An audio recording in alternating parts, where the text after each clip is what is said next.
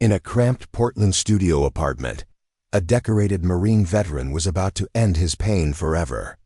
What started as writing a final goodbye took a shocking turn when he discovered hope within his own despair. Sebastine Hunt wasn't your typical struggling veteran. For 3 tours in Afghanistan, he had led Marines through impossible situations, known for his unwavering loyalty and finding purpose in darkness. When he encountered blank pages that November night, he had no idea he was crafting a revolution.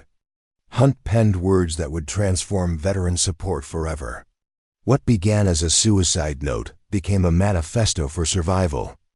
Before we jump back in, tell us where you're tuning in from.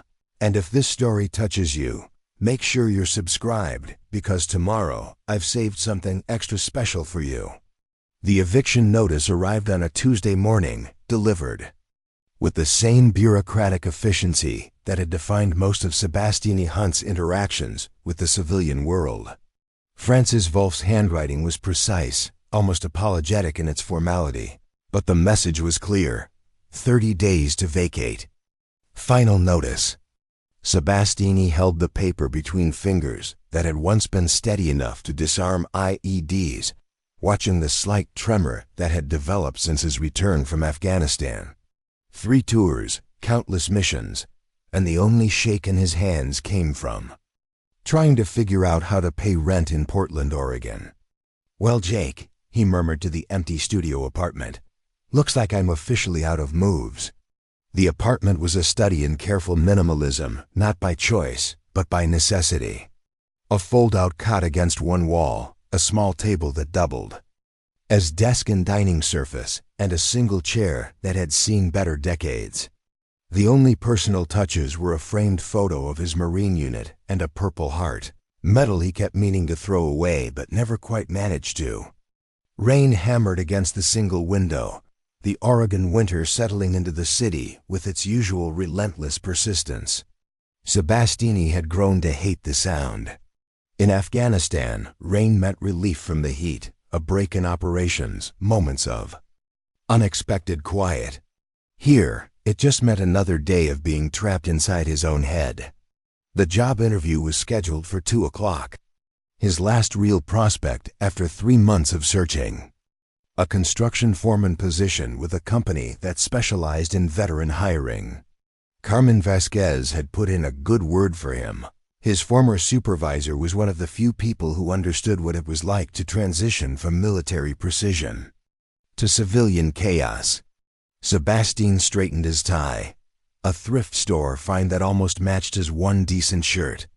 The face in the bathroom mirror looked older than 32. Worn in ways that had nothing to do with physical damage. His therapist at the VA back, when he could still afford the copays, had called it moral injury. The kind of wound that didn't show up on x-rays, but ate you from the inside. The bus ride downtown gave him too much time to think.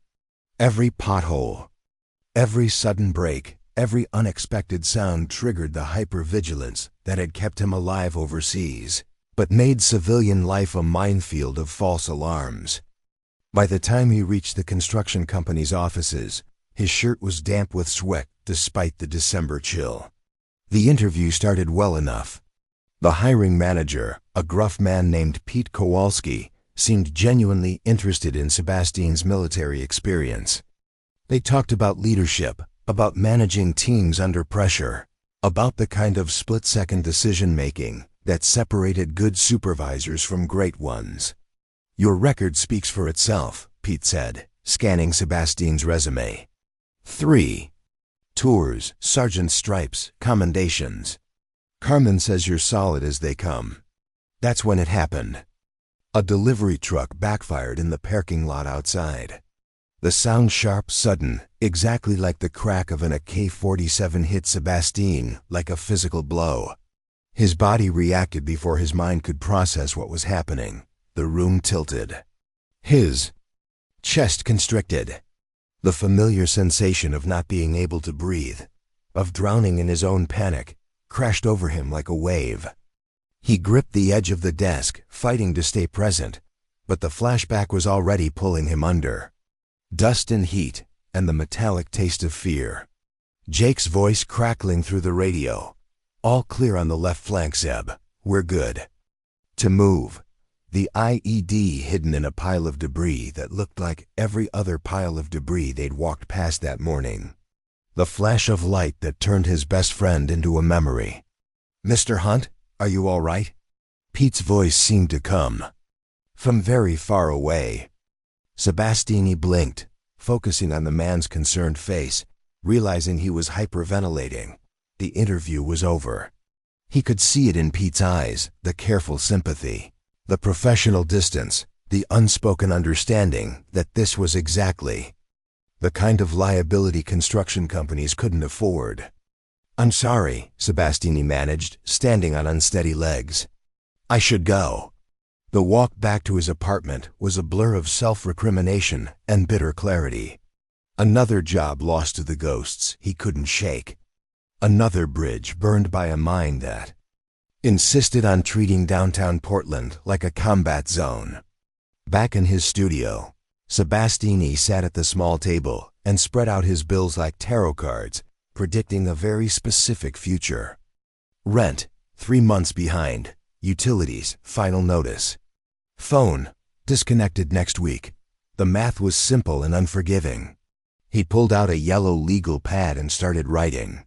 At first, it was just practical, an inventory of his failures, a catalog of the ways the system had promised help and delivered bureaucracy instead. The VA appointments that accomplished nothing. The job training programs that didn't account for brains rewired by war. The benefits office workers who treated PTSD like a personal weakness rather than a service-connected disability. The words came easier than they had in months. Years of bottled-up frustration poured onto the page in careful, measured sentences.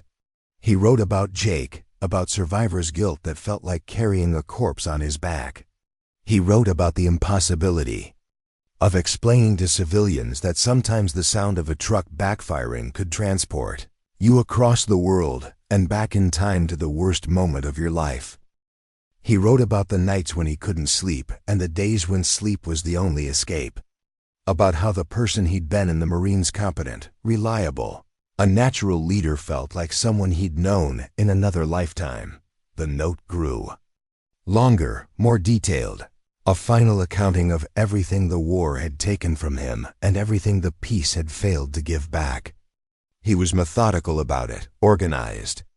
If this was going to be his last communication with the world, it would be clear and comprehensive. But as he reached what he thought would be the end, something unexpected happened. His pen hesitated over the paper. In the margin, almost without conscious thought, he'd written, "Tommy Morrison, Safeway parking lot, Wednesdays." Ghost, the Army vet he'd met at a VA group session months ago. Living in his car, fighting his own demons, showing up every week with jokes that couldn't quite hide the desperation in his eyes. Ghost who deflected every serious conversation with humor, but stayed after each session, hoping someone would see through the performance. Sebastine stared at the name. Then he thought of Maria Santos, the female Marine who'd mentioned struggling with her teenage daughter's questions about why mommy sometimes couldn't get out of bed. Of Robert Chun, the Air Force mechanic who'd lost his apartment and was too proud to ask his family for help. His pen moved again, almost of its own accord. But maybe that's not the whole story. Maybe the fact that I'm sitting here, able to write this, means something survived that I didn't think had. Maybe the problem isn't that the system failed us completely. Maybe it's that we're trying to heal alone when we train to succeed as a unit. I keep thinking about the guys who are still fighting this war in their heads. Ghost, sleeping in his car but still showing up to group every week. Maria, trying to be strong for her daughter while falling apart inside. All of us scattered across this city, this country, believing we're the only ones who can't figure out how to be normal again. What if normal isn't the point? What if the fact that we're still here, still trying, still caring about each other, even when we can't care about ourselves, what if that matters more than fitting into a world that was never designed for people like us? I don't know if anyone will read this. I don't know if it will help. But if you're a veteran reading this, and you're where I am right now, maybe remember that some fights are worth losing if they teach us how to win the next one. Maybe remember that the same qualities that made us good Marines, good soldiers, good airmen, maybe those don't disappear just because we can't hold down civilian jobs. Maybe we're not broken. Maybe we're just fighting the wrong war. Sebastine set down his pen and read the words he'd written.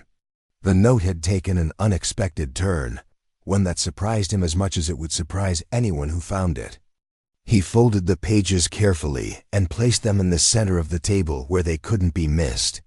Outside, the rain continued its relentless percussion against the window. But for the first time in months, Sebastine found himself listening to something else, the silence between the drops, the space where possibility lived, even in the darkest corners of a life that felt like it had run out of options. He took the bottle of sleeping pills from his nightstand, shook them into his palm, and sat quietly in his chair, watching the gray Portland afternoon fade into evening. Tomorrow, Francis Wolff would come looking for the rent he couldn't pay. Tomorrow, the consequences of tonight would begin to unfold in ways he couldn't predict. But tonight, unexpectedly, there was still something to say. Francis Wolff had been a landlord for 15 years, but she'd never had to use her key quite like this. Standing outside Sebastine Hunt's studio apartment at 9 in the morning, she'd already knocked 3 times and called his name twice. The rent was overdue, yes, but something about the absolute silence from inside made her stomach clench with familiar dread. Her brother Danny had been quiet like this at the end. "Mr. Hunt?" She called one more time, fitting her master key into the lock. "I'm coming in to check on you." The apartment was dim, curtains drawn against the morning light. Francis saw him immediately slumped in the single chair by the table, an empty pill bottle on the floor beside him. Her social worker training kicked in before the panic could take hold. "Check for breathing. Call 911. Don't move him unless absolutely necessary." Sebastine's pulse was weak but steady, his breathing shallow but regular. Francis's fingers trembled as she dialed emergency services, her voice surprisingly calm as she gave the dispatcher the address and situation. Only after the ambulance was on its way did she notice the folded papers on the table, positioned precisely in the center like an offering. She shouldn't read them. Privacy laws, basic decency, the simple respect one human being owed another. But the papers were clearly meant to be found, and Francis had learned in 20 years of social work that sometimes understanding someone's pain was the first step toward helping them survive it. The note began exactly as she'd expected, a litany of failures, a catalog of systemic indifferences, the raw accounting of a man who'd reached the end of his options. Francis had read similar notes before, during her years working crisis intervention.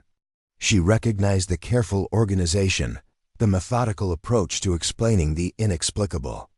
But then the tone shifted. The words began moving in a direction she hadn't anticipated, towards something that looked remarkably like hope. Maybe we're not broken. Maybe we're just fighting the wrong war. Francis read that line 3 times before the paramedics arrived. She folded the note and slipped it into her jacket pocket as they worked on Sebastine, starting in 4, checking his vitals, preparing him for transport. One of the EMTs, a young woman with kind eyes, looked at Francis with the expression she knew meant she was about to deliver news that wasn't entirely bad. "He's stable," the paramedic said. "Whatever he took, he didn't take enough. Looks like maybe he changed his mind partway through." At Providence Portland Medical Center, Francis found herself in the strange position of being Sebastine's emergency contact by default. She'd listed herself on his lease application as a reference, and in the absence of family or close friends, the hospital staff treated her as his next of kin. She sat in the waiting area, reading his note again while he was stabilized in the emergency department.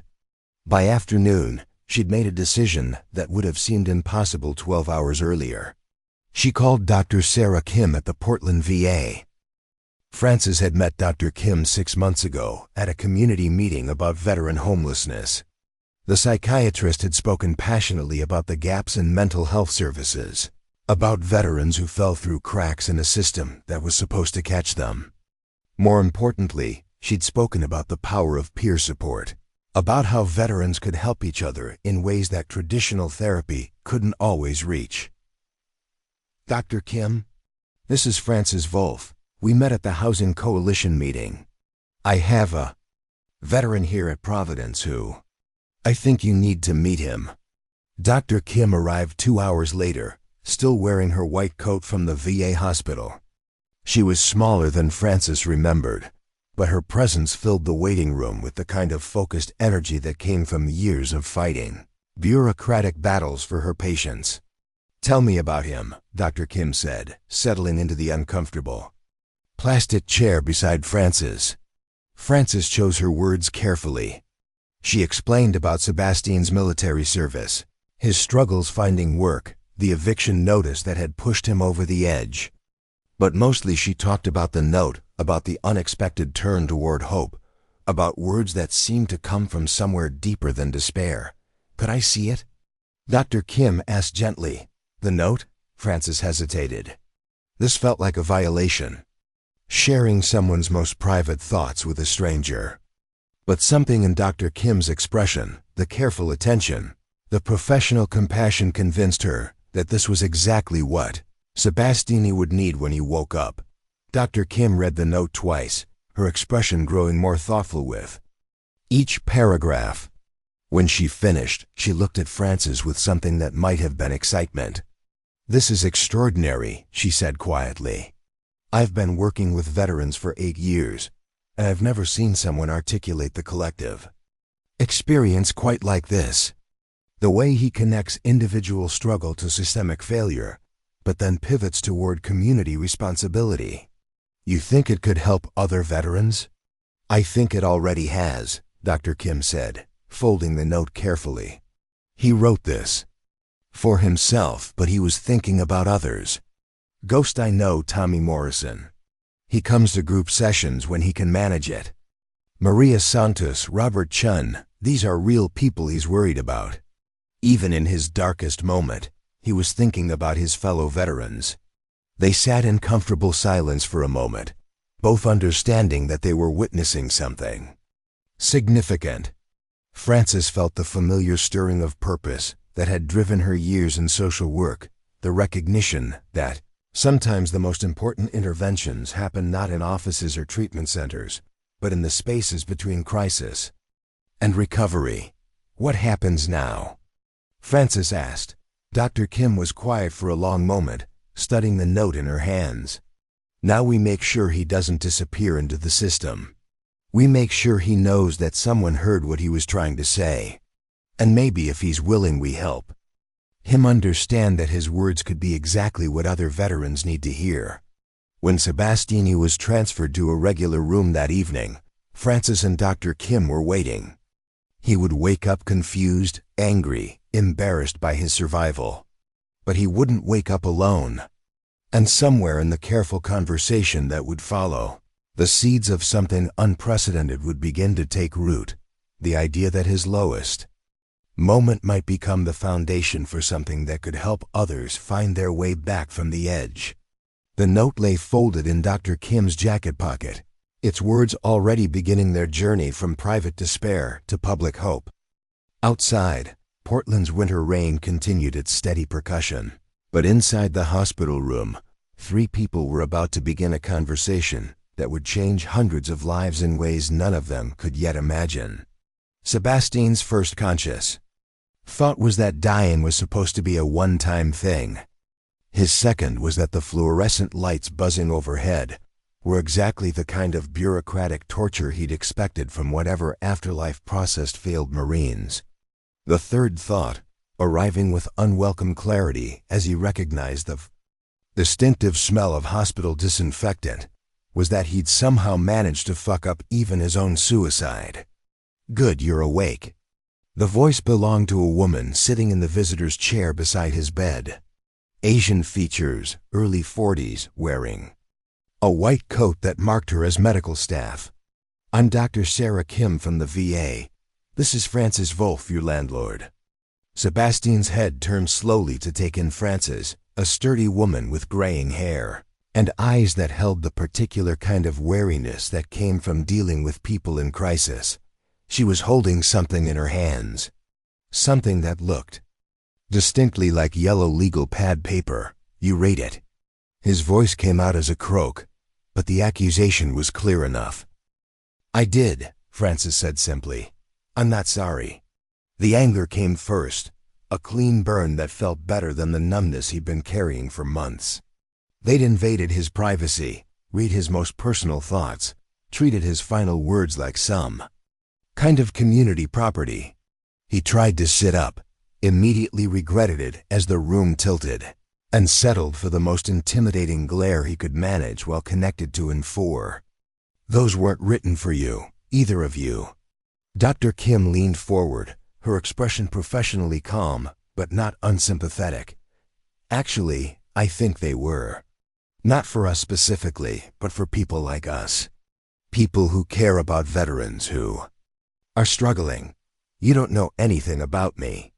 I know you served 3 tours in Afghanistan. I know you lost someone important over there. I know you came home to a country that thanks you for your service, but doesn't understand what that service cost." Dr. Kim's voice was steady, matter of fact. "I know because I've heard variations of your story from dozens of veterans. The difference is you found a way to articulate something most of them can't put into words." Sebastine looked between the two women, trying to process their presence. In his experience, suicide attempts led to mandatory holds, psychiatric evaluations, and social workers who treated you like a problem to be managed rather than a person to be understood. These two seemed different, less concerned with protocols than with something he couldn't quite identify. "What do you want?" he asked. Francis unfolded his note, handling it with the care someone might show a map to buried treasure. "You wrote about Tommy Morrison, Ghost. You said he shows up to group sessions every week, sleeping in his car, but still trying. What about him?" "He was planning to kill himself yesterday," Dr. Kim said quietly. "Same day you wrote this. We found him in a supermarket parking lot with a bottle of pills and a half-empty bottle of vodka." Something cold settled in Sebastine's stomach. "Is he?" "He's alive. We shared part of your note with him. The part about fighting the wrong war, about not being broken. He said it was the first time in months anyone had put words to what he was feeling." Sebastine closed his eyes, trying to process this information. Ghost, gregarious, self-deprecating ghost who deflected every serious conversation with a joke, had been that close to the edge. The thought hit him harder than his own near miss had. "You had no right to share that without my permission." "You're absolutely right," Francis said. "I violated your privacy. I made decisions about your personal writing without consulting you. If you want to press charges, report me to housing authorities, or never speak to me again. I'll understand." The apology was so straightforward, so free of defensive justification, that it caught Sebastine off guard. He'd expected excuses, rationalizations, the kind of bureaucratic non-apologies he'd gotten used to from VA administrators and employment counselors. "But," Francis continued, "I lost my brother to suicide 10 years ago. And when I read your note, I recognize something I'd never seen in Danny's final letter. Hope, not for yourself, maybe, but for other people like you." Dr. Kim nodded. "What Francis is trying to say is that your words helped save someone's life yesterday. Ghost is in a hotel room right now instead of a morgue because you wrote about fighting the wrong war. That's not nothing." Sebastine stared at the ceiling tiles, counting the holes in the acoustic panels while he tried to make sense of what they were telling him. His note, written in his darkest moment, meant as a final explanation for why he couldn't continue, had somehow helped another veteran step back from the same edge. I don't want to be anyone's inspiration, he said finally. I don't want my fucked up life turned into some kind of feel-good story about overcoming adversity. Good, Doctor. Kim said, because that's not what this is about. This is about the fact that you understand something most people don't, that individual trauma is connected to systemic failure, but so is individual healing connected to community support. Frances shifted in her chair, leaning forward slightly. I know you don't have anywhere to go when they discharge you. Your apartment, the eviction notice was real. But I have a unit in my building that's been vacant for 2 months. If you're willing, you could stay there while you figure out what comes next. I can't pay rent. I'm not asking you to. Not yet. I'm asking you to not disappear. The offer hung in the air between them, loaded with implications Sebastine wasn't sure he was ready to examine. Charity felt like another kind of failure. Another way of being diminished by circumstances beyond his control. But the alternative, a psychiatric hold, a homeless shelter, the complete dissolution of what little independence he had left, felt worse. Why? He asked. Why do you care? What happens to me? Frances was quiet for a long moment. When she spoke, her voice carried the weight of old grief. Because Danny left a note too. But his didn't have a last paragraph about hope. His didn't mention other people who might be struggling. He just explained why he couldn't continue. And then he was gone. Dr. Kim added, and because I became a psychiatrist to help veterans like my father, who died by suicide when I was in medical school. I've spent years working within a system that's designed to manage symptoms rather than address causes. What you wrote about fighting the wrong war, that's closer to the truth than anything in our treatment manuals. Sebastine looked at both women, really looked at them for the first time. Frances, with her practical clothes and calloused hands, carried herself like someone who'd learned to bear other people's burdens without complaint. Dr. Kim had the focused intensity of someone who'd chosen to work within a broken system because the alternative was letting people suffer without any advocate at all. Neither of them looked like they were trying to save him out of professional obligation or personal guilt.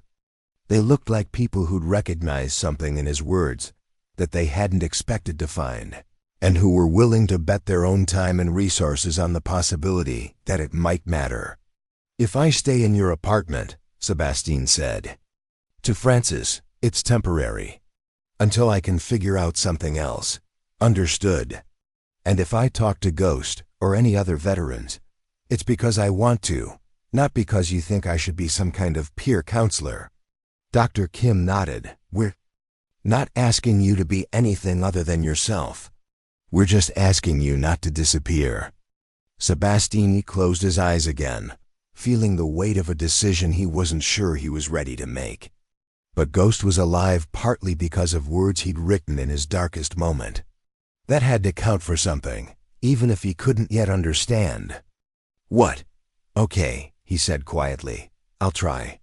Dr. Kim's Subaru smelled like hospital coffee and the vanilla air freshener that hung from her rearview mirror. Frances sat in the passenger seat, clutching a paper coffee cup and studying the handwritten address on a scrap of paper. They'd been driving through southeast Portland for 20 minutes, checking parking lots and side streets, looking for man living in a car who had a talent for becoming invisible when the world got too complicated.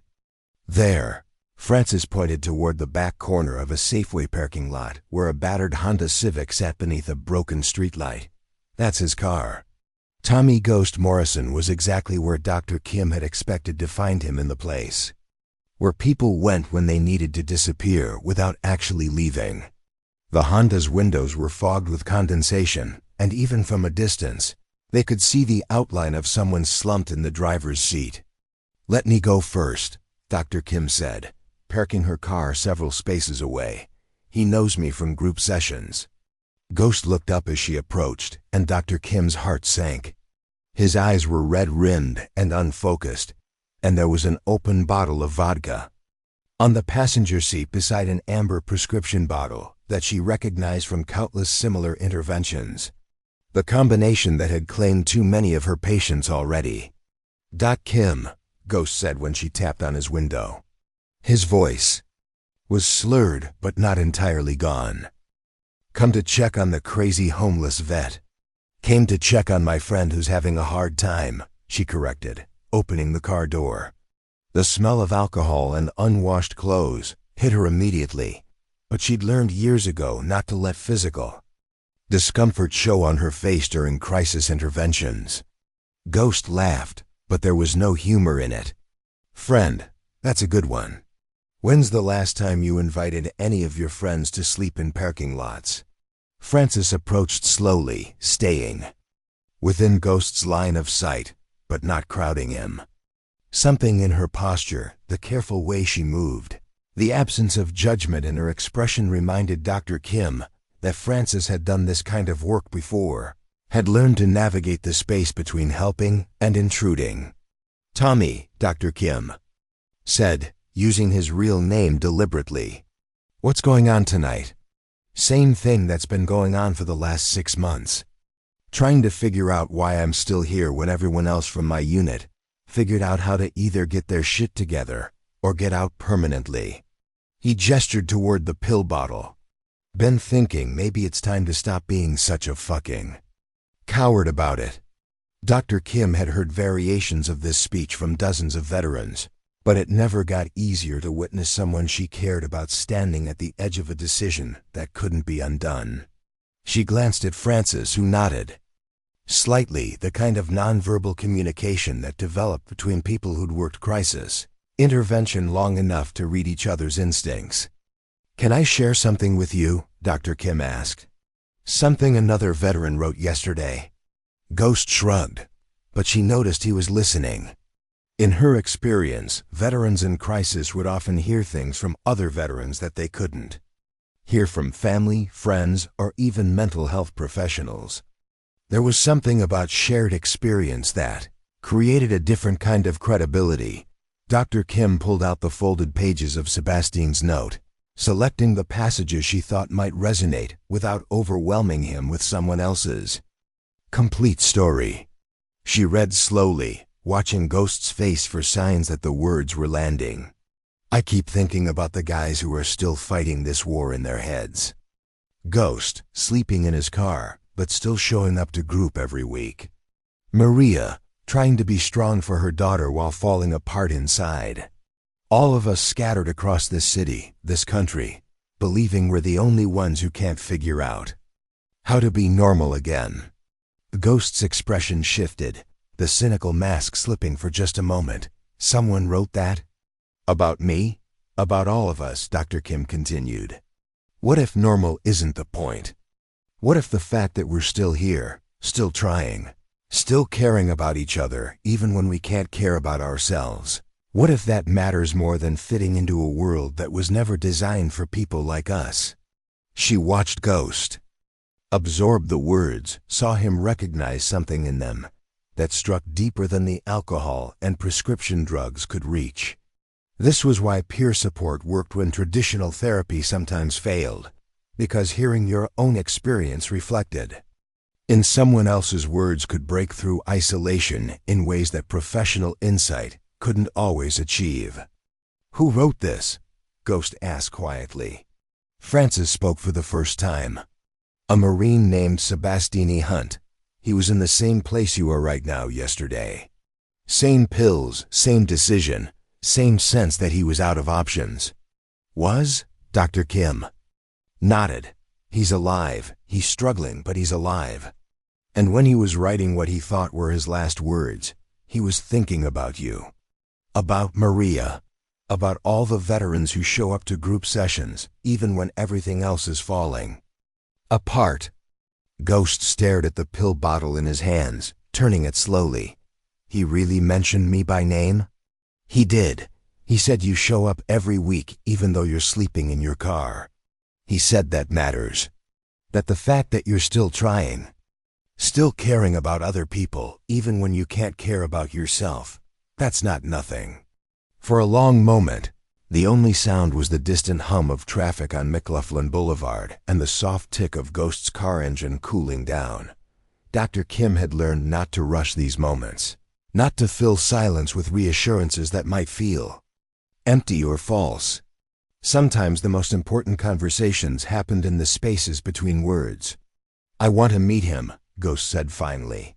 "This Marine who was thinking about me." Preparing and narrating this story took us a lot of time. So if you are enjoying it, subscribe to our channel. It means a lot to us. Now back to the story. Frances felt something loosen in her chest, the same feeling she'd gotten years ago when a suicidal client had asked about resources instead of endings. When someone stepped back from the edge and turned toward possibility instead of finality. "He's staying with me temporarily," Frances said. "He just got out of the hospital this morning. But I think he'd want to meet you too." Ghost looked at the vodka bottle, then at the pills, then back at Dr. Kim. "You really think what he wrote is true? That we're fighting the wrong war?" "I think," Dr. Kim said carefully, "that you've been fighting a war by yourself for too long. And I think maybe it's time to remember what it feels like to have battle buddies again."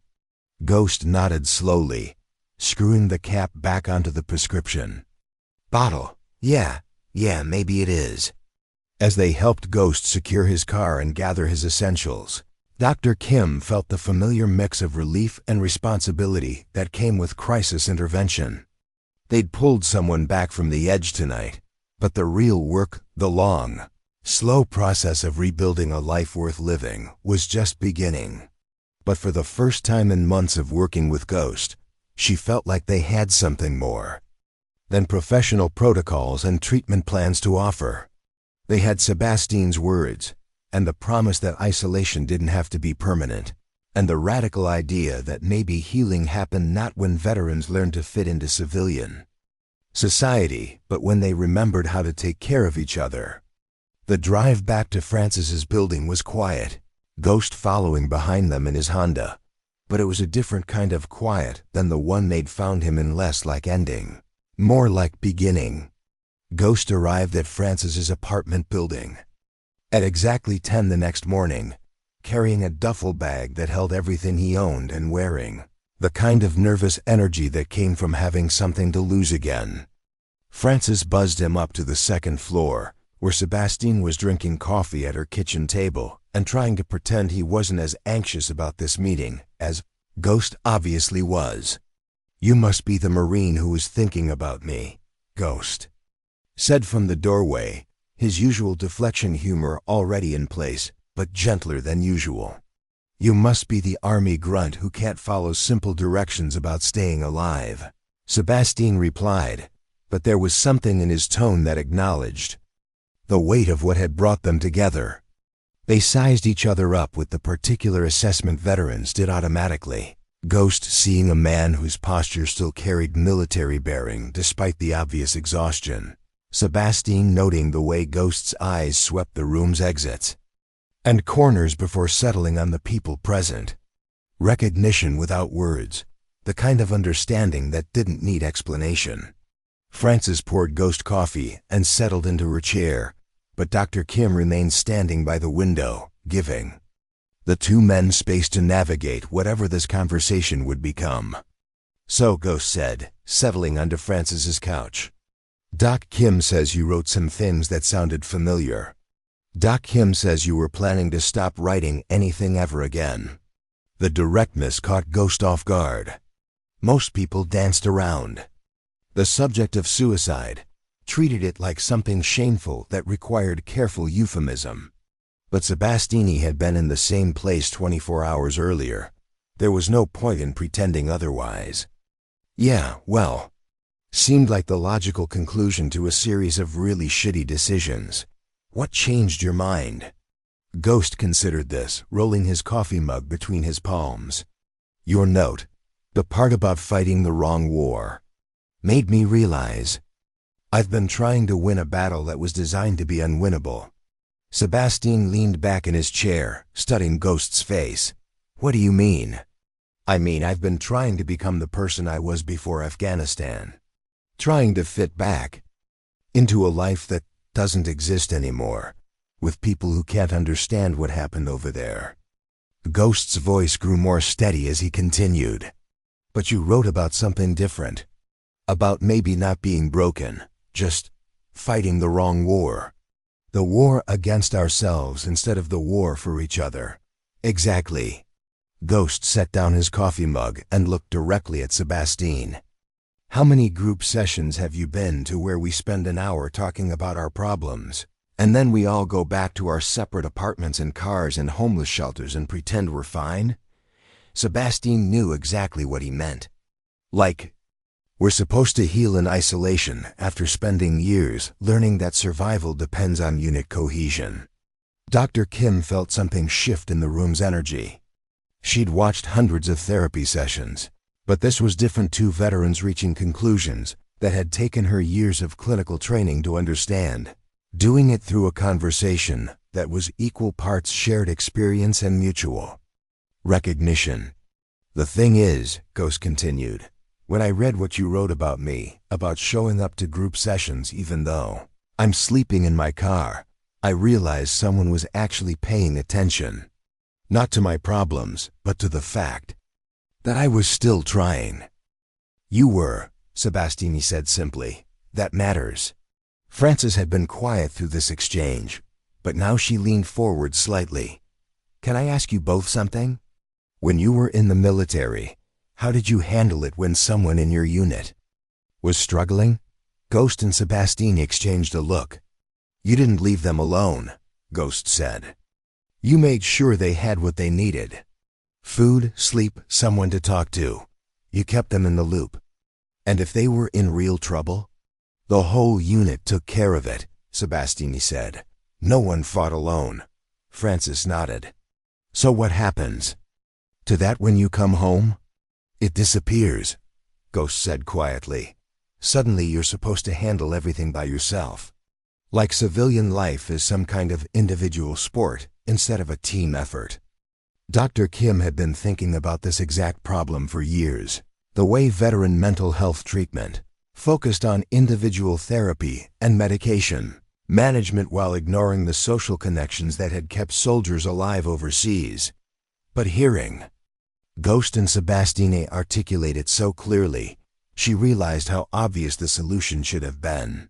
What if it didn't have to disappear? She asked. Both men looked at her. What do you mean? I mean, what if we created something that worked? Like a unit, but for civilian life. Veterans looking out for each other, making sure no one fights alone. Ghost laughed, but not dismissively. You mean like an actual support network instead of just sitting in circles once a week talking about our feelings? Something like that. Sebastine was quiet for a long moment, turning the idea over in his mind. It would have to be different from the VA programs. Less bureaucracy, more practical. Like what? Like making sure Ghost has a place to shower and do laundry. Making sure Maria has reliable childcare when she has job interviews. Making sure Robert Chun doesn't lose his apartment because he's too proud to ask for help with rent money. Ghost nodded enthusiastically. Real problems, real solutions. Not just talking about trauma, but actually helping each other function.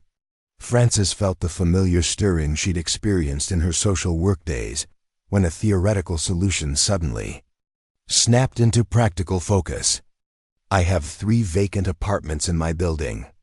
And I know other landlords who might be willing to work with veterans who are getting back on their feet. And I have access to VA resources, but also connections to civilian services that work better for some veterans, Dr. Kim added. Employment assistance, educational programs, healthcare that doesn't require 6-month waiting lists. The conversation continued for another hour, ideas building on each other with the kind of momentum that comes when people realize they're solving a problem that actually has solutions. Ghost's natural humor began to emerge, but now it was directed outward rather than used as a shield.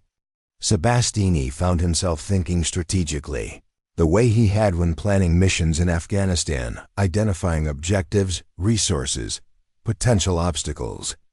By the time Carmen Vasquez knocked on Frances's door at noon, they had the rough outline of something unprecedented, a veteran support network that operated like a military unit, with practical assistance, peer accountability, and the kind of mutual responsibility that had kept them alive overseas. Carmen took one look at the three of them clustered around Francis's kitchen table, covered in notes and coffee cups, and grinned. "Looks like you jarheads finally figured out how to solve a problem instead of just complaining about it." "Carmen," Sebastine said, standing to greet his former supervisor, "these are the people I was telling you about." Carmen shook hands with Ghost and Dr. Kim, but her attention kept returning to Sebastine. She'd known him for 2 years as a construction worker who was reliable but struggled with loud noises and unexpected changes in routine. The man in Francis's kitchen seemed more like the Marine she'd heard about in his stories, focused, purposeful, thinking several steps ahead. "So what's the plan?" Carmen asked, settling into the remaining chair. "We're going to stop fighting alone," Ghost said simply. Carmen nodded as if this made perfect sense. About damn time. David Park had been refreshing his email obsessively for 3 days, waiting for responses to his latest grant proposal. When Dr. Kim's message appeared in his inbox with the subject line, "Veteran Support Innovation, Time Sensitive," he almost deleted it as spam until he noticed it was forwarded from his supervisor at the Portland Community Foundation. 20 minutes later, he was sitting in his Prius outside Francis Wolf's apartment building, reading Sebastine's note on his phone and trying to process what Dr. Kim had explained over the phone. A veteran suicide note that had become a manifesto for peer support. A landlord who was converting her building into transitional housing. A psychiatrist who wanted to bypass via bureaucracy to create something that actually worked. David was 26, had never served in the military, and his nonprofit experience was limited to managing social media campaigns for housing coalitions and environmental groups. But his grandfather had been a Korean War veteran who'd killed himself when David was 15, and he'd spent 11 years wondering if there was something he could have done differently. "You must be David," Francis said when she answered the door. "Dr. Kim said you might be able to help us figure out how to reach more veterans." The apartment was crowded. Sebastine and Ghost sat at the kitchen table with notebooks and what looked like organizational charts. Carmen was on her phone in the corner, apparently arguing with someone about employment policies. Dr. Kim stood by the window with her laptop open, video calling what David assumed was another professional contact. "This is what a veteran support network looks like when it's actually trying to solve problems," Ghost said by way of introduction. "Chaos, but productive chaos." David settled into a chair and listened while Sebastine explained what they'd been working on for the past week. The concept was elegantly simple: veterans helping veterans with practical problems using the same unit, cohesion principles that had kept them alive in combat. But the execution was complex, requiring coordination between housing, employment, healthcare, and social services in ways that existing bureaucracies weren't designed to handle. "The problem is scale," Sebastine said. "We can help the veterans we know about, the ones who show up to group sessions or live in Francis's building. But there are thousands of veterans in Portland alone who are struggling in isolation, and we have no way to reach them." "That's where you come in," Dr. Kim added, closing her laptop. "We need to share Sebastine's story without exploiting it. We need to reach veterans who are where he was a week ago, but we need to do it responsibly." David had spent 3 years managing digital outreach for nonprofits, but this felt different. More personal, more immediate. He'd seen plenty of viral campaigns that raised awareness without creating change, and plenty of change initiatives that never reached the people who needed them most. "Can I read the original note?" he asked. Sebastine hesitated. "It's pretty raw, written when I thought no one would ever see it." "That's exactly why it might work," David said gently. "People can tell when something is authentic versus when it's written for public consumption. If we're going to reach veterans who are in crisis, they need to hear from someone who's been exactly where they are." They spent the next 2 hours crafting a version of Sebastine's story that preserved its emotional impact while protecting his privacy. David suggested starting with veteran-specific platforms, forums, Facebook groups, websites that people already trusted, rather than trying to create something from scratch. The key is letting the story speak for itself, David explained as he worked on his laptop. No fancy graphics, no professional video production. Just Sebastine's words and information about how to connect with the network you're building. Ghost looked over David's shoulder as he worked. You really think other veterans will want to read about our problems? Seems like everyone's got enough of their own. I think, David said, still typing, that there are a lot of veterans who feel like they're the only ones who can't figure out how to be normal again. And when they read about someone else who feels the same way, who found a different approach to the problem, yeah, I think they'll want to know more. By evening, they had a simple blog post ready, Sebastine's story, edited for clarity but retaining its rawness, followed by information about the Portland Veteran Network they were building. Contact information for Dr. Kim at the VA, Francis. For housing assistance, Carmen for employment support. An invitation to join something that looked like military unit cohesion applied to civilian life. Before we share this, David said, we should talk about what happens if it actually works. If hundreds of veterans start reaching out, are we prepared to help them? The room went quiet. They'd been so focused on creating something that could reach people that they hadn't fully considered the responsibility that came with success. Dr. Kim spoke first. We'll need more housing options, more employment connections, more mental health support than any of us can provide individually. And we'll need veterans who've been helped by the network to start helping other veterans, Carmen added. Otherwise, we're just creating a new kind of social service agency instead of a peer support community. Sebastine had been quiet through this discussion, but now he looked around the room at the 5 people who'd somehow become his support system in the space of a week. Are we sure we want to do this? Once we put my story online, there's no taking it back. Francis reached across the table and touched his arm. A week ago, you thought no one would ever read those words. Now Ghost is alive partly because of them. How many other ghosts are out there who need to hear what you wrote? Ghost nodded. Besides, it's not just your story anymore. It's all of our stories. And maybe that's the point, that we don't have to carry this alone. David's finger hovered over the publish button on his laptop. Everyone ready? They looked at each other, 5 people who'd met in crisis and found themselves creating something unprecedented. A Marine who'd written his way back from the edge. An Army veteran who'd decided to stop fighting alone. A landlord who'd turned her building into a refuge. A psychiatrist who'd found a way around bureaucratic barriers. A nonprofit worker who'd discovered that his grandfather's suicide had prepared him to help prevent others. Ready, Sebastine said. David clicked publish. Within 6 hours, the post had been shared across dozens of veteran Facebook groups.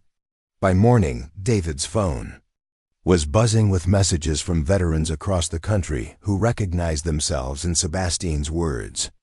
By afternoon, Major Jennifer Adams. The phone call came on a Tuesday morning, 3 weeks after Sebastine's story had begun spreading across veteran networks nationwide.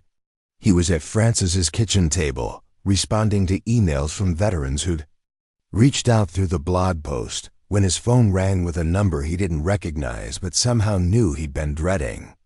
Is this Sebastine Hunt? The woman's voice was cautious, formal. This is Lisa Patterson, Jake's wife. Sebastine's coffee mug froze halfway to his lips. In the 3 years since Jake's death, he'd imagined this conversation hundreds of times. But he'd never been able to get past the opening words without his mind shutting down completely. Lisa. He set the mug down carefully, his hand steady despite the adrenaline flooding his system. Ah yes, it's me. I've been seeing your name online. Articles about veteran suicide prevention, some kind of support network you started. My friend sent me a link yesterday. Her tone was neutral, but Sebastine could hear the weight behind it. 3 years of questions. Anger, grief that had been given a sudden focus. "I know I should have called before," Sebastine began, but Lisa cut him off. "You should have called 3 years ago. You should have been at Jake's funeral. You should have visited Sophie and explained why her daddy's best friend disappeared. When she needed to understand what happened to him." Each word hit him like a physical blow, but Sebastine forced himself to stay present, to not retreat into the numbness that had protected him from this conversation for so long. "You're right. I couldn't." "You couldn't what? Face us?" "Face the fact that you came home and he didn't." "Yes." The admission came out barely above a whisper. "That's exactly what I couldn't do." The silence stretched between them, filled with 3 years of accumulated pain on both sides. Sebastine could hear a child's voice in the background. Sophie, who would be 8 now, who'd been 5 when her father died, and 6 when she'd stopped asking when Daddy's friend Sebastine was coming to visit. "I'm in Portland," Lisa said finally. "Sophie and I moved here 6 months ago for my job. When I saw your story online, saw that you were here too, I thought maybe it was time we talked." Dr. Kim arrived an hour later, followed shortly by Francis. Sebastine had called them both, knowing he couldn't face this conversation alone, but also knowing it was conversation he had to have if he wanted to keep moving forward. They sat in Francis's living room, the 3 of them, while Sebastine tried to explain 3 years of avoidance and guilt to 2 women who'd become his unexpected anchors. "I need to see them," he said finally. "I need to face what I've been running from. Are you sure you're ready?" Dr. Kim asked gently. "This kind of confrontation can be re-traumatizing if you're not prepared for it." "I'll never be ready. But I can't keep building something new while carrying this much unfinished business from the past." Francis nodded. "We'll go with you, if you want us to." The Patterson house was in southeast Portland, a small bungalow with a front yard where a bicycle lay on its side next to a soccer ball. Normal family chaos that reminded Sebastine of the life Jake had been building before the IED took it all away. Lisa answered the door before they could knock, as if she'd been watching from the window. She was smaller than he'd remembered, but her eyes held the particular kind of strength that came from carrying weight alone for too long. Behind her, partially hidden but clearly curious, was a girl with Jake's eyes and his stubborn cowlick. "Sophie," Lisa said quietly, "this is Sebastine, Daddy's friend from the Marines." Sophie studied him with the directness that only children could manage, as if she were trying to match this real person to the stories her father had told and the absence that had followed his death. "You're the one who was supposed to visit," she said simply. "Yes," Sebastine replied, crouching down to her eye level. "I was supposed to visit, and I didn't. I'm sorry about that." "Were you sick?" The question caught him off guard. Children's logic cutting through adult complexity to the essential truth. "In a way, yes. I was sick in my head, and I thought being around you and your mom would make it worse." "Did it get better?" Sebastine glanced at Francis and Dr. Kim, then back at Sophie. "It's getting better. I have friends helping me now." Lisa invited them in, and the conversation that followed was unlike anything Sebastine had experienced. Lisa's anger was real and justified, but it was tempered by her own understanding of trauma, her own struggle to rebuild a life after losing the person who'd been her anchor. "I was angry at you for so long," she said as they sat in her living room. "Angry that you survived when Jake didn't. Angry that you disappeared when Sophie needed to know that her father had mattered to the people he'd served with. Jake did matter. He saved my life more times than I can count. He was the best Marine I ever served with, and the best man I ever knew.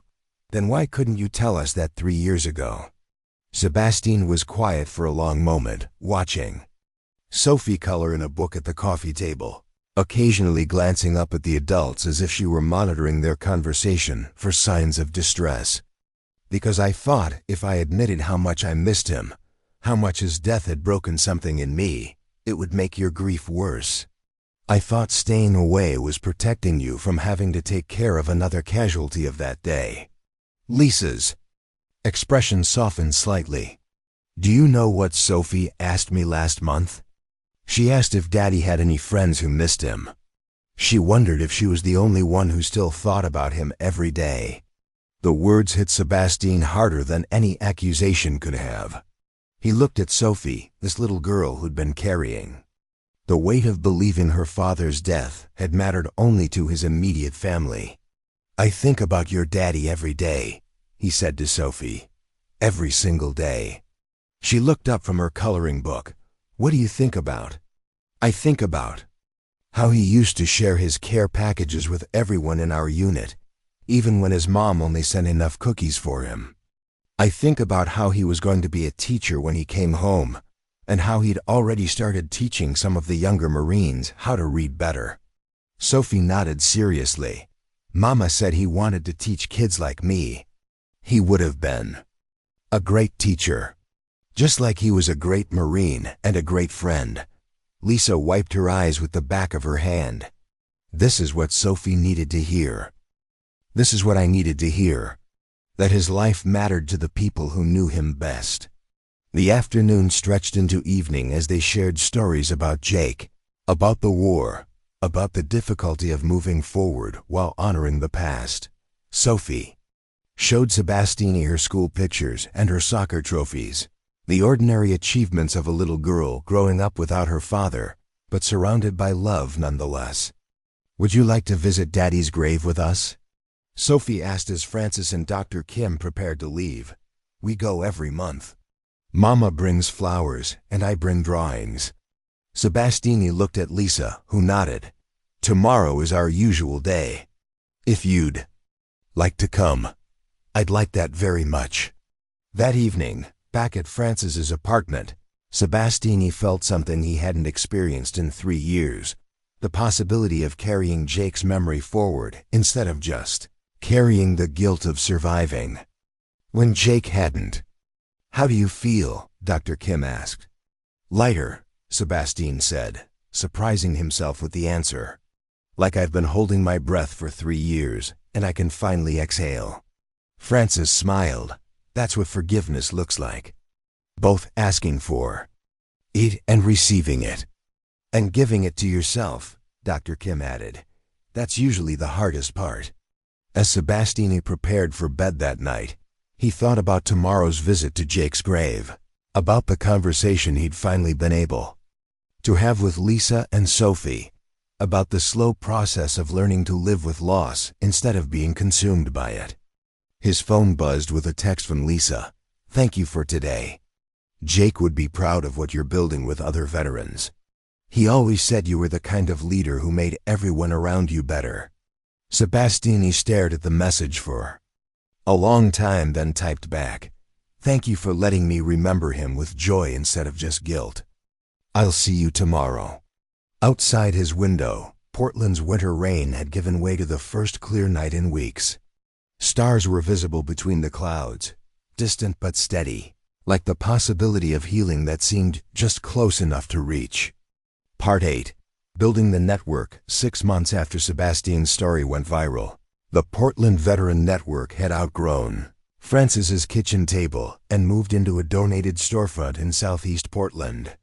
The space smelled like fresh paint and coffee, with folding chairs arranged in circles for group sessions, and a corner that had been converted into an informal job placement center where Carmen held court 3 mornings a week. Major Jennifer Adams arrived at 8 a.m. sharp, her dress blues immaculate despite the early hour and the fact that she'd driven down from Joint Base Lewis McChord before dawn. She found Sebastine and Dr. Kim reviewing intake forms for the 17 new veterans who'd contacted them that week, while Ghost led a group session in the back room and David managed a steady stream of phone calls from veterans across the country, wanting to replicate their model. "This is impressive," Major Adams said, accepting a cup of coffee from Francis and surveying the organized chaos around her. When I first read about your network, I wasn't sure what to expect. But this looks like actual systemic change happening at the ground level. That's because we're not trying to change the system, Sebastine replied, standing to shake her hand. We're just creating something that works alongside it. Or sometimes instead of it, when the system fails. Major Adams had been following the Portland network's development through official channels and veteran social media, but seeing it in operation was different. The veterans who filled the space moved with purpose, but also with the kind of ease that came from being around people who understood their experiences without explanation. Dr. Kim gestured toward a wall covered with charts and contact lists. We're up to 43 veterans in active support relationships, with another 67 in our extended network. Housing placements, job referrals, crisis intervention, peer mentoring, it's all happening organically based on what people actually need. And it's replicable, David added, looking up from his laptop. We've got groups starting up in Seattle, Denver, and Phoenix using the same basic model. Veterans helping veterans with practical problems, unit cohesion applied to civilian life. Major Adams studied the organizational charts, noting the careful balance between structure and flexibility that reminded her of the best military units she'd served with. What's your success rate? Depends how you define success, Ghost said, emerging from the back room with his group session participants. If you mean keeping people alive and housed and employed, we're doing pretty well. If you mean fixing all the underlying problems with veteran transition services, we're not trying to fix everything, Sebastine interrupted. We're just trying to make sure no one fights alone. Carmen looked up from her corner desk where she'd been reviewing job applications with a Navy veteran who'd been unemployed for 8 months. The thing that works about this model is that it's not top-down. Veterans figure out what they need, and other veterans help them get it. No bureaucracy, no 6-month waiting lists, no one-size-fits-all treatment plans. Major Adams had spent 15 years working within military bureaucracy, and she recognized both the strengths and limitations of institutional approaches to veteran care. What she was seeing here wasn't anti-military or anti-VA, but it was operating on principles that formal institutions often struggled to implement. I've been authorized to offer you official support, she said, pulling a folder from her briefcase. Funding through the Marine Corps' Community Services Program, access to military family readiness group networks, referral partnerships with base chaplains and family support services. The room went quiet. Official military support meant resources, legitimacy, the ability to help more veterans more effectively. But it also meant oversight, reporting requirements, the possibility that what made their network effective could be diluted by institutional constraints. Sebastine and Dr. Kim exchanged glances, the kind of nonverbal communication they'd developed over months of working together. Frances leaned back in her chair, watching the dynamics play out with the careful attention she'd learned during her social work years. What would that support look like practically? Dr. Kim asked. Funding for expansion, official recognition.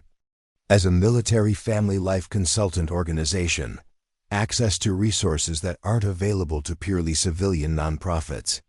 But also reporting requirements, compliance with military regulations, coordination with existing support services. Ghost spoke up from across the room. Would we still be able to help veterans who've been chaptered out for disciplinary reasons, or who have less than honorable discharges? Major Adams hesitated. That would depend on the specific circumstances. Military funding comes with restrictions about who can be served. Then we have a problem, Carmen said flatly. Some of our best success stories are veterans who can't access traditional military support because of their discharge status. We're not going to abandon them for funding. Frances had been quiet during this exchange, but now she leaned forward. What if we structured this differently? What if the official military partnership focused on active duty transition support and family services, while the civilian network continued to serve all veterans, regardless of discharge status. David looked up from his laptop, where he'd been taking notes. We could create parallel tracks. Official military support for veterans who qualify. Civilian support for everyone else, but coordinated so there aren't gaps or duplicated services. Dr. Kim nodded slowly. That could work. The VA side could interface with military support services, while the peer network maintains its independence, but shares resources when appropriate. Sebastine was quiet for a long moment, thinking about the implications. 6 months ago, he'd been writing what he thought was his suicide note in a studio apartment facing eviction. Now he was considering how to structure a partnership with the military to serve veterans more effectively. The thing that makes this work, he said finally, is that it's veteran-led and veteran-controlled. We help each other because we understand each other, not because someone in an office decided what kind of help we need. Major Adams understood what he was saying. You're worried that military support might change the fundamental nature of what you've built. I'm worried that we'll start serving the bureaucracy instead of serving veterans. Then we make sure that doesn't happen, Francis said. We accept support that helps us serve more veterans more effectively, and we decline support that comes with strings that compromise our mission. The conversation continued for another hour, working through details of how military partnership could strengthen rather than constrain their network. By the time Major Adams left, they had the framework for an unprecedented collaboration official. Military support for traditional services, civilian innovation for everything else, and veteran peer support connecting it all. That afternoon, Sebastine found himself back at the wall of charts and contact lists. But now he was looking at expansion possibilities rather than just tracking current participants. Seattle, Denver, Phoenix, and now potentially military bases across the country where active duty personnel were preparing for transition to civilian life. Thinking big thoughts? Ghost asked, joining him at the wall. Thinking about how many veterans are out there fighting alone because they don't know this exists. Francis appeared beside them, carrying the inevitable coffee. Thinking about how far we've come from a suicide note written in a studio apartment. Sebastine nodded, still studying the network maps. Jake would have loved this. He always said the best Marines were the ones who figured out how to take care of their people. No matter what the regulations said. He would have, Ghost agreed. And he'd probably be running the employment program by now, knowing how to talk to people. Dr. Kim looked up from her laptop, where she'd been drafting a proposal for the military partnership. He is running it, in a way. Every veteran we help is carrying forward something he believed in.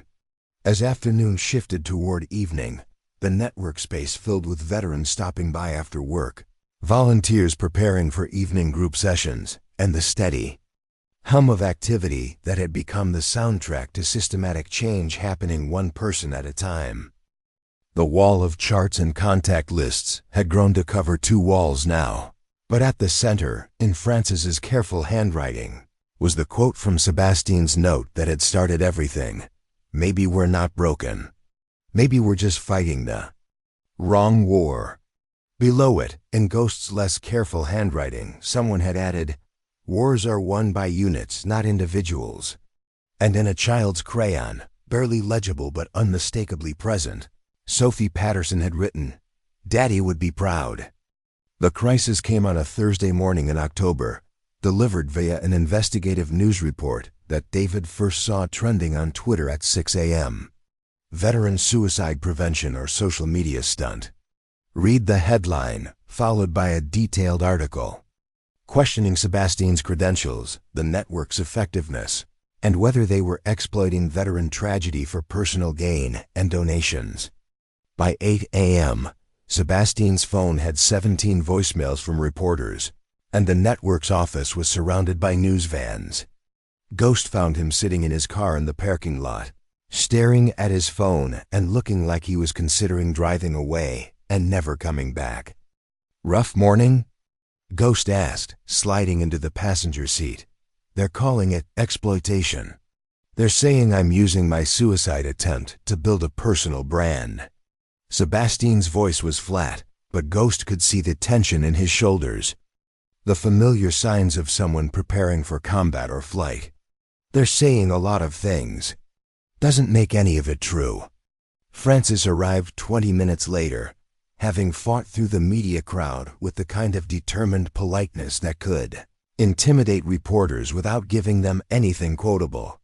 She found Sebastine and Ghost in the back office, away from the windows, while Dr. Kim fielded phone calls and David managed the sudden flood of social media attention. Channel 12 wants a statement, Francis reported.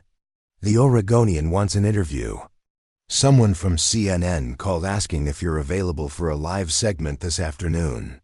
I'm not doing interviews, Sebastine said immediately. I didn't start this to become some kind of spokesperson. Dr. Kim looked up from her phone. The problem is that if we don't respond, other people will control the narrative. And some of the questions being raised are legitimate.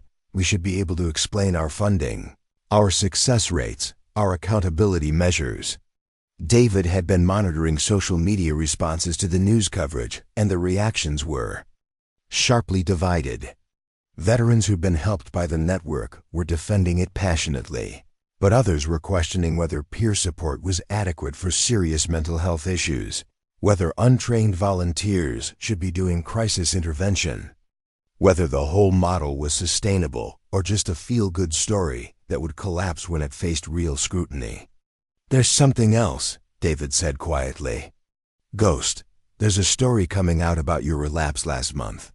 Someone talked to a reporter about finding you drunk in the network parking lot, about how our model failed when you needed it most. Ghost went very still. What exactly did they say? That you'd been sober for 3 months through the network, but when you hit a real crisis, you went back to drinking alone in a parking lot instead of reaching out for help. They're using it as evidence that peer support isn't adequate for veterans with serious addiction issues. The relapse had been Ghost's most private struggle, shared only with Sebastine and Dr. Kim during a late night crisis call when he'd realized he was about to lose 3 months of sobriety to a combination of job stress and anniversary grief from losing his battle buddy in Afghanistan.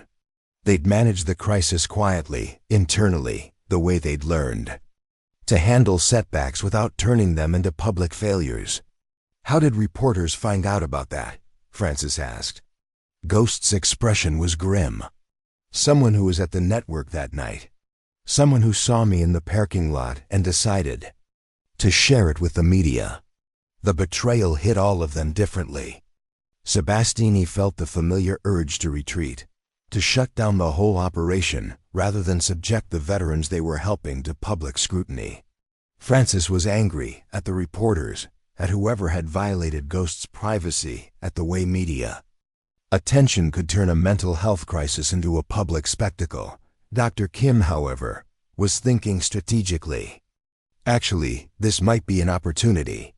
How is my relapse an opportunity? Ghost asked. Because it's real. Because recovery isn't linear, and setbacks don't mean failure.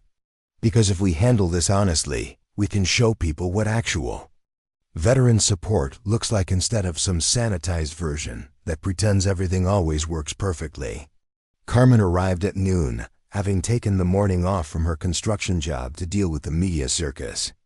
She found the core team huddled in the back office, trying to decide whether to address the accusations publicly or wait for the news cycle to move on to the next story. You know what the real story is here, Carmen said after reviewing the morning's coverage. It's that we've helped 43 veterans stabilize their lives in 6 months. And the only criticism anyone can find is that one person had a relapse and the founder isn't a licensed therapist. The criticism is that we're not qualified to do crisis intervention, Dr. Kim said.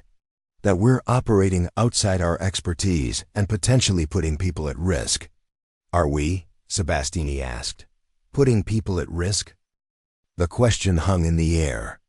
They'd had success as veterans who'd found housing, employment, stability, purpose. But they'd also had close calls, moments when someone needed more help than peer support could provide, situations where the gap between trained professional intervention and caring amateur assistance had felt dangerously wide. "We're not perfect," Francis said finally. "But we're not trying to replace professional mental health services. We're trying to fill the gaps that professional services leave," Ghost spoke up. "And sometimes we fail. Sometimes someone relapses or has a crisis or needs more help than we can give. But that doesn't mean we stop trying." David had been quiet during this discussion, but now he looked up from his laptop. "I think we tell the truth. All of it. The successes and the failures, the things that work and the things that don't. We show people what veteran support actually looks like when it's run by veterans for veterans." That afternoon, Sebastine did something he'd sworn he wouldn't do. He sat down in front of cameras and microphones and explained why a group of veterans had decided to take care of each other instead of waiting for institutions to do it for them. He talked about Ghost's relapse not as a failure of their model, but as evidence that recovery was complicated and that real support meant being there during setbacks, not just during successes. He talked about the limitations of peer support and the importance of professional mental health services, but also about the things that happened between crisis calls and therapy appointments, the daily struggles with employment, housing, and the simple challenge of functioning in a world that often felt foreign and hostile. "We're not trying to cure PTSD or solve veteran suicide," he said during the live CNN interview. "We're trying to make sure that veterans know they're not fighting alone. Sometimes that's enough to keep someone alive until professional help kicks in. Sometimes it's what makes professional help actually work." The media attention continued for another week, but the tone shifted. Veterans across the country began sharing their own stories of peer support, of the informal networks that had kept them stable when formal systems failed. The conversation moved from whether the Portland model was legitimate to how it could be expanded and improved. Ghost handled his unwanted media attention with characteristic humor. "Apparently I'm famous for being a drunk veteran who can't stay sober," he told a reporter. "But I'm alive and I'm trying, and I have people who care whether I succeed or fail." 6 months ago, none of those things were true. A month later, when the news vans had moved on to other stories, the network was stronger than it had been before the crisis.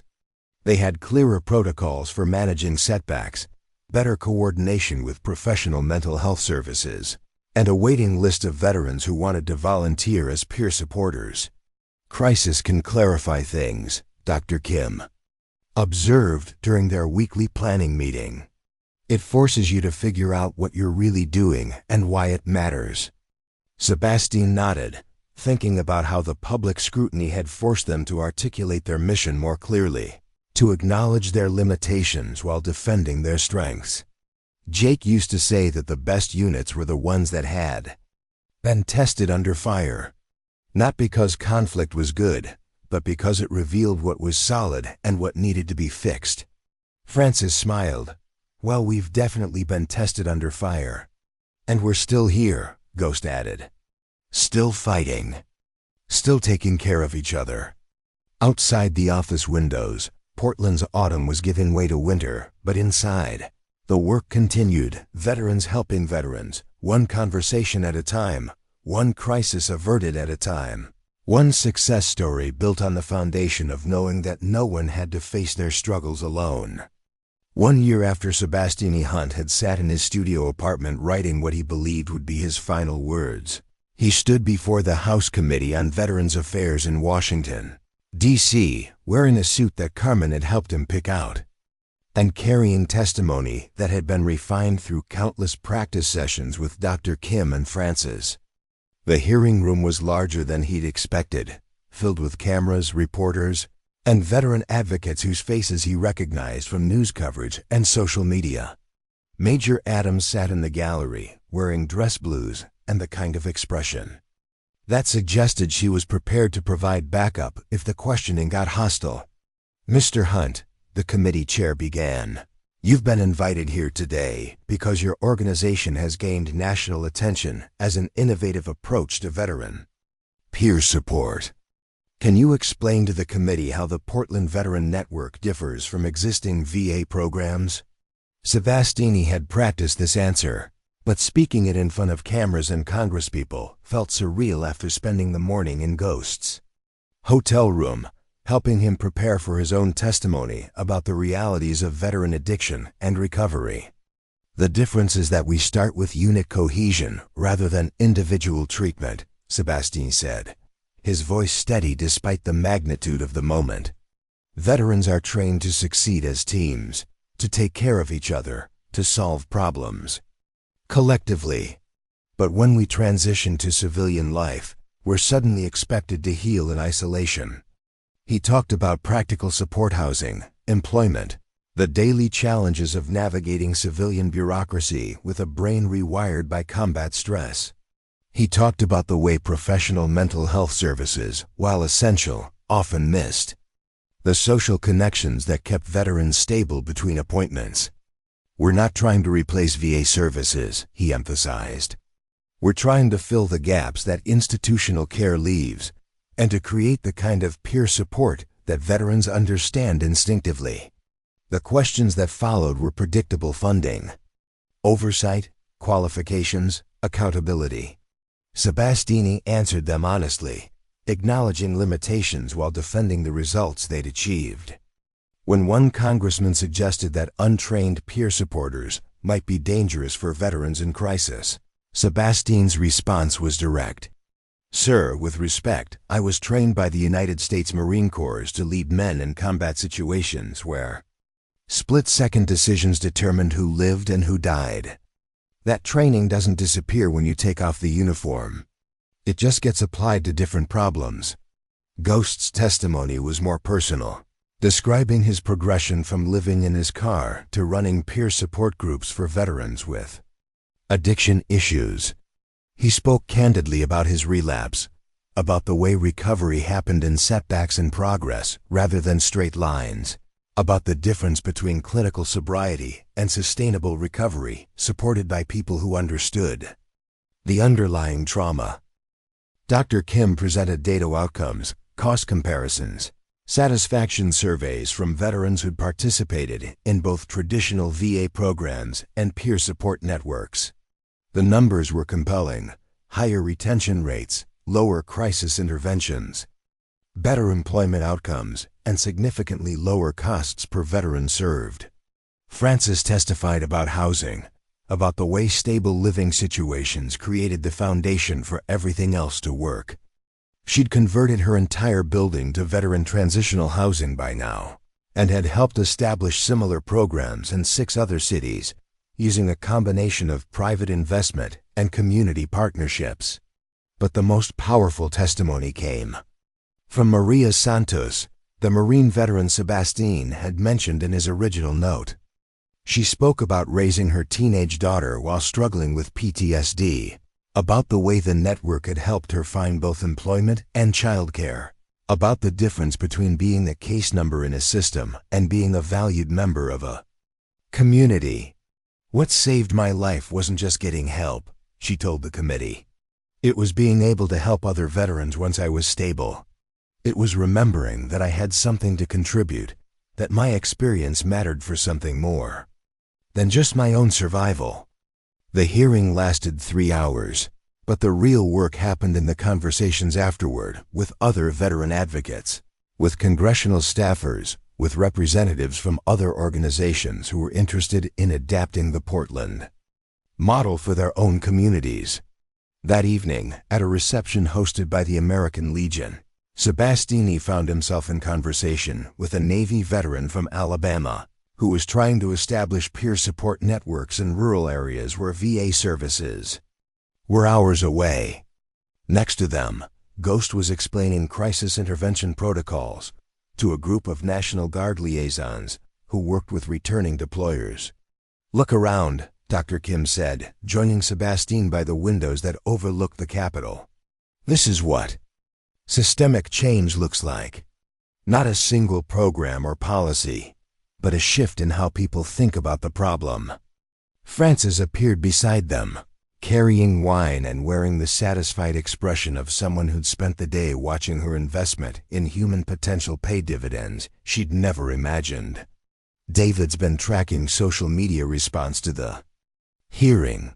The hashtag Veterans Helping Veterans is trending, and we've got inquiries from veterans in 23 states who want to start local networks. And Carmen's been fielding calls from construction companies who want to establish veteran hiring partnerships. Ghost added, joining their small circle. Turns out there's a lot of civilian interest in supporting what we're doing once they understand it's not just therapy, but practical community building. 6 months later, Sebastine stood in the same studio apartment where he'd written his suicide note, but now it was part of Frances's transitional housing program, and he was helping a recently discharged Marine navigate his first week of civilian life. The apartment had been renovated, better lighting, fresh paint, a small kitchen area that made it feel less like a place to disappear and more like a launching pad for whatever came next. The thing about civilian life, Sebastine told the young Marine, is that it's not actually civilian. You're still a Marine. You're just a Marine who happens to be working a civilian job, living in a civilian apartment, dealing with civilian problems. The skills don't disappear. They just get applied differently. The Marine Rodriguez, 23, 2 tours in Iraq, struggling with hypervigilance that made job interviews feel like combat. Operations nodded with the kind of understanding that didn't require explanation. How long does it take? Rodriguez asked. To feel normal again? I'll let you know when I figure that out, Sebastine said. But he was smiling. The thing is, maybe normal isn't the goal. Maybe the goal is finding purpose that uses what we learned over there to help people over here. That afternoon, Sebastine walked through the network's expanded office space, now occupying an entire floor of a downtown building, with dedicated areas for job placement, housing assistance, crisis intervention, and peer support groups. The walls were covered with photos from network events, maps showing affiliated programs across the country, and letters from veterans whose lives had been changed by discovering they didn't have to fight alone. In the center of it all, framed and mounted where everyone could see it, was a copy of his original suicide note, not the edited version that had gone viral, but the complete text, including the final paragraph that had started everything. Ghost found him standing in front of it, reading words he'd written in his darkest moment, but now saw as the beginning of everything that had followed. Still hard to believe? Ghost asked. Still hard to believe, Sebastine agreed. A year ago, I was convinced my life was over. Now I can't imagine what comes next, but I know it's going to involve helping veterans remember that we're stronger together than we are alone. Frances appeared beside them, carrying the inevitable coffee and the day's mail, which included thank you letters from veterans in dozens of states, funding commitments from 3 major foundations, and an invitation to speak at the next American Psychological Association conference about innovative approaches to veteran mental health. Jake would be proud, she said simply, and Sebastine realized that she was right. The note that had been written in despair had become a blueprint for hope. The worst day of his life had become the foundation for the best work he'd ever done. And somewhere across the country, veterans who'd felt isolated and broken were discovering that maybe they weren't fighting the wrong war after all. Maybe they'd just been fighting it alone. The story wasn't over. It was just beginning, spreading in ripples that reached places and people Sebastine couldn't imagine, carried forward by veterans who'd learned that their struggles could become their strength, and that the best way to save yourself was often to help save someone else. Outside the office windows, Portland's winter rain continued its familiar rhythm. But now it sounded less like ending and more like the steady drumbeat of work that would continue long after any individual story concluded. Veterans helping veterans. One conversation at a time, one crisis averted at a time. One life rebuilt on the foundation of knowing that no one had to face their battles alone. The last paragraph had become the first chapter of something unprecedented, a network of warriors who'd learned to fight for each other instead of against themselves, who'd discovered that sometimes the best way out of darkness was to light the way for someone else. Up next, you've got 2 more standout stories right on your screen. If this one hit the mark, you won't want to pass these up. Just click and check them out. And don't forget to subscribe and turn on the notification bell so you don't miss any upload from us.